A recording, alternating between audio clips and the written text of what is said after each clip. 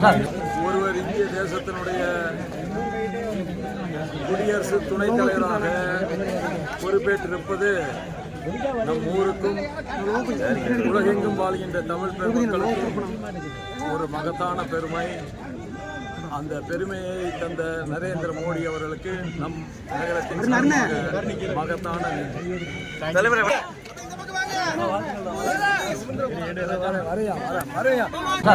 ஒருவர் இந்திய தேசத்தினுடைய குடியரசு துணைத் தலைவராக பொறுப்பேற்றிருப்பது நம் ஊருக்கும் உலகெங்கும் வாழ்கின்ற தமிழ் பெருமக்களுக்கும் ஒரு மகத்தான பெருமை. அந்த பெருமையை தந்த நரேந்திர மோடி அவர்களுக்கு நம் நகரத்தின் மகத்தான தலைவர்.